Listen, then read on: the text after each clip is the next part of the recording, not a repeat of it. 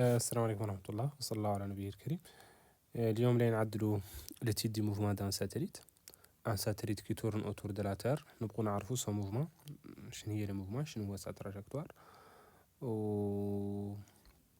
Et aussi quelques propriétés de son mouvement. Prenons l'exemple type. Voici notre objet. Ça c'est la Terre. Donc ça c'est la Terre, disons. Et ça, c'est notre satellite qui tourne autour de la Terre. Ça, c'est un satellite.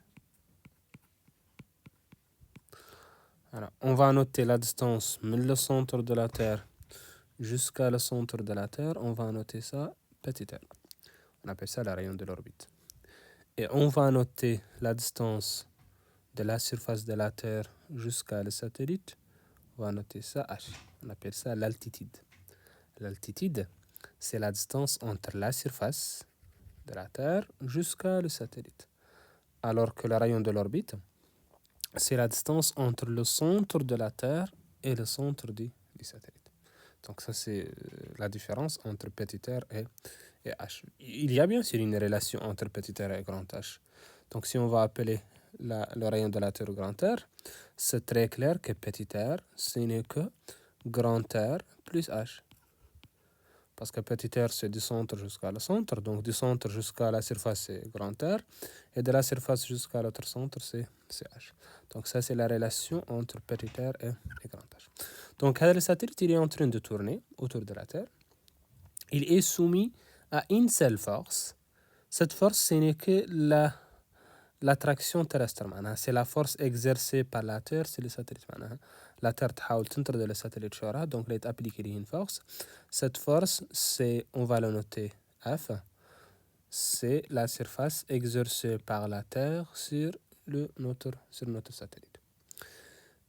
Donc la première chose à connaître, sont les caractéristiques de cette force. Il faut toujours avoir en tête les caractéristiques de F. Les caractéristiques de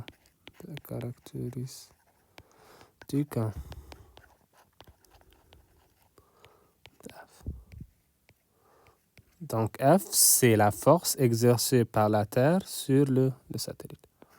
Alors, quelles sont les caractéristiques de cette force? Bien sûr, si on dit les caractéristiques d'une force, il faut donner son origine. Il faut aussi donner la direction. Il faut donner le sens.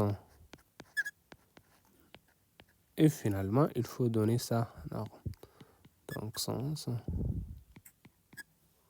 Et bien sûr, norme. Alors, on va commencer un par un. L'origine. Donc, la force exercée par la Terre sur le satellite, son origine, c'est le centre du satellite. Cette force, c'est vrai, c'est appliqué par la Terre, mais c'est appliqué sur le satellite. Maintenant, la Terre, c'est le satellite, mais son centre. Mais tu appliques les forces, tu appliques la force au centre du satellite. Donc, origine, c'est tout simplement centre du satellite. Centre du satellite. Maintenant, la direction.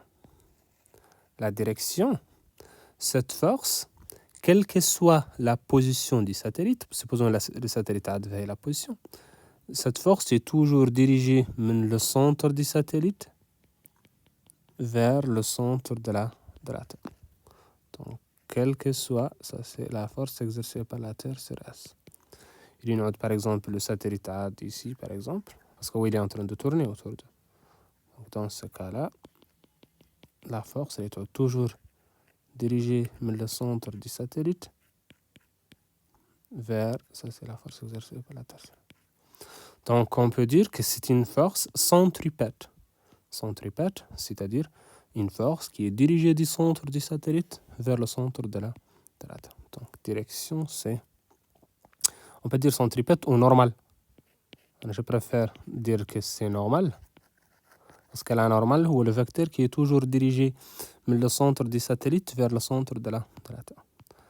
Sens, c'est tout simplement du centre du satellite vers le centre de la Terre. Du centre satellite vers le centre de la Terre. Le centre de la Terre. Et finalement, la norme. Maintenant, si on va noter la masse de la Terre, grand M, on va noter son R, petit r, grand R, et la masse du satellite, on va noter ça, petit m. Comme ça, la norme de cette force, la force exercée par la Terre, c'est le solide S.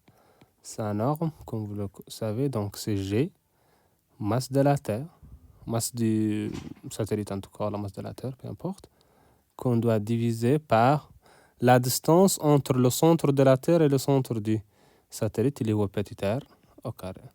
On peut écrire ça en fonction de petit r ou en fonction de grand R si vous voulez. Donc en fonction de grand R, l'étude G, petit m, grand M, sur R, grand R plus H au carré. Donc soit en fonction, si on cherche en fonction de grand R et grand H, et petit h plutôt, et l'altitude c'est R plus H au carré. Si c'est en fonction de petit r, c'est petit r au carré. Moi, personnellement, je préfère écrire ça en fonction du rayon de l'orbite, il est au petit r. Sauf indication contraire, parce que parfois l'exercice, il te demande d'écrire cette force en fonction de R, grand R et H.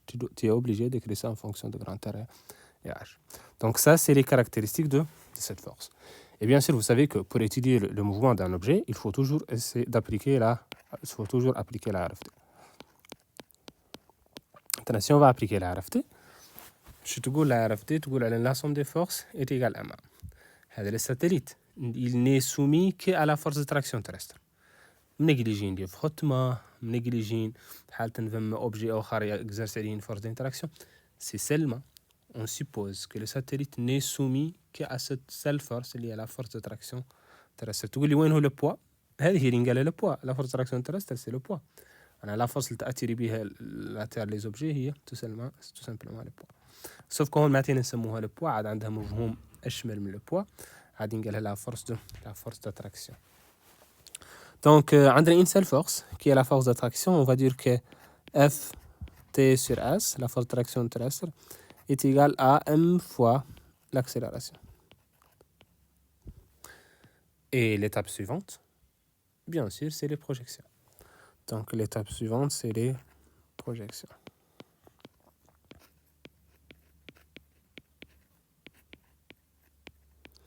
Maintenant, pour faire les projections, on doit projeter sur des axes. Mais quels sont les axes qu'il est en train de projeter? On a l'habitude, champ électrique, on est fixe sur axe horizontal, X, l'axe vertical, Y, et on projette sur X et Y. Ici, le repère cartésien, ce n'est pas le repère adéquat pour ce mouvement-là. Les mouvements circulaires, un repère en étude on vit, c'est le repère de Fresnel. Le repère de Fresnel, c'est le repère, la base de Fresnel, disons, c'est la base. Elle est tout simplement composée de deux vecteurs, la normale et la tangentielle. La normale, c'est le vecteur qui est dirigé vers le centre, quelle que soit la position. Par exemple, le satellite va aller place. Donc la normale est vers le centre. La normale est vers le centre. La normale. En tout cas, la normale, c'est toujours. Il y a que nous la normale, le centre de la Terre jusqu'à le centre du satellite, on a le vecteur qui est le centre du satellite vers le centre de la Terre. On appelle ça la norme. Vous pouvez constater que la force d'attraction est toujours à la normale. Quelle que soit la position, la force est toujours à la normale. La tangentielle, c'est le vecteur qui est perpendiculaire à la normale. Il est dirigé dans le sens du mouvement. Le mouvement est dans le sens, donc c'est le sens du mouvement. Donc la tangentielle est le vecteur. Par exemple, la position, la tangentielle est comme ça, un vecteur qui est perpendiculaire à la normale et qui est dirigé dans le même sens que le mouvement. On a par exemple le mouvement dans ce sens. Donc voici la tangentielle. Donc le repère de Fresnel est le repère le plus adéquat pour étudier les mouvements circulaires. Donc ici, je vais utiliser ce repère et je vais faire mes projections. Je vais commencer par la projection. Il faut toujours commencer dans l'ordre. Projection sur la tangentielle. Projection sur la tangentielle. La tangentielle, c'est le vecteur unitaire qui est perpendiculaire à la norme. Maintenant, si on projette, on projette ça, c'est la tangentielle. La force de traction, c'est une force qui est toujours dirigée avec la normale. بما انها دائما ماشيه مع لا نورمال معناها عاد perpendiculaire على لا تانجنسيال. une force qui est perpendiculaire à une direction, projection avec la direction est égale à 0. Donc la force d'attraction, c'est une force qui est dirigée avec la normale. Elle est donc perpendiculaire à la tangentielle. C'est très clair, mais le schéma ici. Regardez, la force sera de le sens perpendiculaire à la tangentielle. Quelle que soit la position, la force est toujours à la normale. Elle est perpendiculaire à la tangentielle. Donc, la projection de F, c'est la tangentielle, c'est égal à 0. Donc, c'est égal à M fois. On met AT. قصدنا بAT chez nous, il y a l'accélération tangentielle. Parce que nous sommes en train de projeter, c'est la tangente. Bien sûr, la masse est différente de 0. Puisque la masse est différente de 0, donc on va trouver que l'accélération tangentielle est égale à 0. On va un peu de la cinématique. L'accélération tangentielle est la dérivée de la vitesse par rapport au temps. Donc la dérivée de la vitesse par rapport au temps est égale à 0, implique que la vitesse est égale à constante. Ce qui implique que le mouvement est uniforme. C'est pas rectiligne. Le mouvement ici, c'est pas rectiligne. Donc on a démontré juste que le mouvement est uniforme parce qu'on a montré que la vitesse est constante. Donc après, on doit faire une deuxième projection, mais cette fois-ci sur la normale. Projection sur la normale. Sur la normale. Donc si on projette sur la normale, qu'est-ce qu'on va trouver? La force, la seule force, c'est dirigée avec la normale dans le même sens. Donc sa projection, c'est elle-même. Une force qui est dirigée dans une direction, sa projection avec la direction, c'est elle-même. Donc c'est F est égal à M. Cette fois-ci, mais on dire A tout court, on dire AN pour dire que c'est l'accélération normale, car nous sommes en train de projeter sur la normale.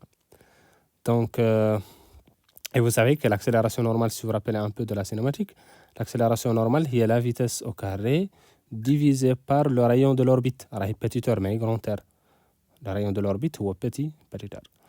Donc, on peut donc écrire que la force de traction en norme c'est G petit m grand M sur R au carré.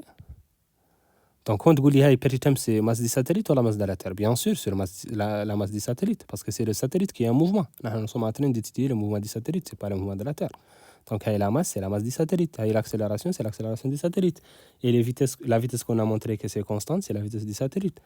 Donc, G petit m grand M sur R au carré, ça c'est la force, est égal à M fois la vitesse au carré divisé par le rayon. Voilà, si vous voulez, on peut simplifier petit m avec petit m.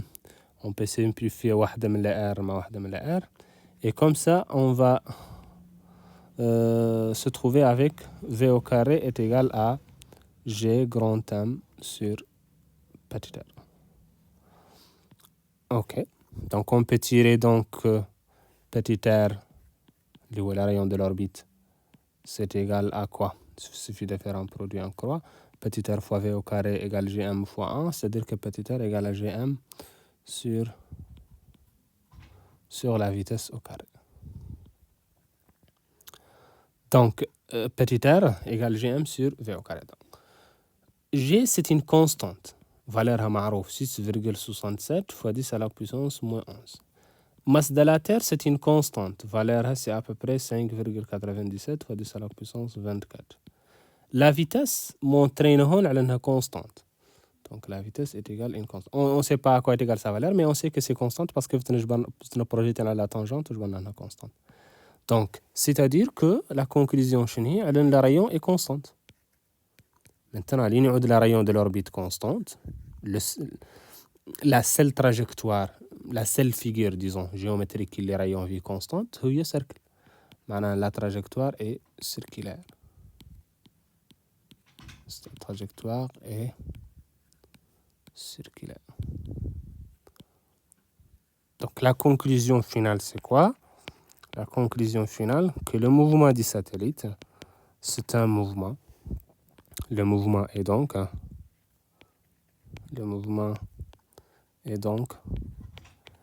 mouvement circulaire uniforme. Donc, c'est ça la conclusion finale. Le mouvement est donc un mouvement circulaire uniforme. Pourquoi il faut commencer dans l'ordre? Supposons qu'on a commencé par la projection sur la normale. On va trouver que R égale à GM sur V au carré, c'est normal. Et alors, on va dire R est constante parce que la vitesse constante. Parce que la vitesse, l'idée de montrer est constante, il y a la projection sur la tangentielle. C'est pour ça qu'il y a la nature du mouvement. Il faut toujours commencer par la projection sur la tangentielle. Projeter sur la normale. Une deuxième remarque, parfois l'exercice vous montrer que le mouvement est uniforme seulement. Il doit montrer que est uniforme. Si la question c'est montrer que le mouvement est uniforme seulement, on doit s'arrêter ici. Parce que la projection sur la tangentielle, le mouvement est uniforme. Projeter à la normale, il y a que nous la vitesse. Si on cherche l'expression de la vitesse, nous sommes obligés de nous projeter à la normale. Wallah, il y a que nous la circulaire. Donc, il y a la question de déterminer la nature du mouvement. Il y a que projeter le 2. Dans l'ordre aussi. Il faut commencer par la tangentielle. Te projeter à la normale. Il y a la question montrer que le mouvement est uniforme seulement. La projection sur la tangentielle est largement suffisante. La projection sur la normale est inévitable.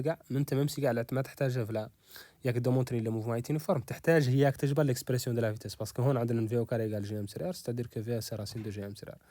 Donc après, dans l'exercice, sûrement, tu auras besoin de l'expression de la vitesse. Alors, finalement, quelle que soit la question, tu auras toujours recours à projeter sur la normale. Donc, c'était juste une petite remarque par rapport à ça. Donc, c'est tout pour cette vidéo. Dans la prochaine vidéo, on va essayer de trouver l'expression de la vitesse, l'expression de la période, et essayer aussi de trouver s'il y a une relation entre la vitesse et la période.